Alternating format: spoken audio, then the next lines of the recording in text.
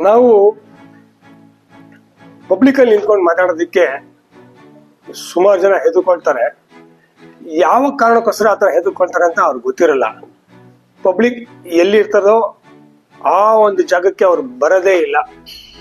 ಅದಕ್ಕೆ ಏನಾದ್ರು ಹೇಳಿ ಅವಾಯ್ಡ್ ಮಾಡ್ಬಿಡ್ತಾರೆ. ಆ ಪಬ್ಲಿಕ್ ಸ್ಪಾಟ್ ಅಲ್ಲಿ ನಿಂತ್ಕೊಂಡು ಅವರು ಮಾತಾಡಕ್ಕೆ ಧೈರ್ಯನೂ ಇರಲ್ಲ.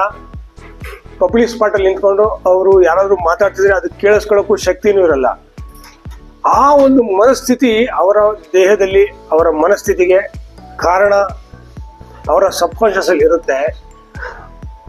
ಅವರು ಎಷ್ಟು ಜಿಗುಪ್ಸೆ ಇಟ್ಕೊಂಡ್ಬಿಟ್ಟಿರ್ತಾರೆ ಅಂದ್ರೆ, ನಾನ್ ಮಾತಾಡಕ್ ಆಗಲ್ವಲ್ಲ ಅಂತ ಭಾವನೆ ಮನ್ಸಲ್ಲಿ ಇದ್ರು ಸಹ ಅವರು ಪಬ್ಲಿಕ್ ಅಲ್ಲಿ ನಿಂತ್ಕೊಂಡು ಮಾತಾಡಕ್ಕೆ ಆಗಲ್ಲ.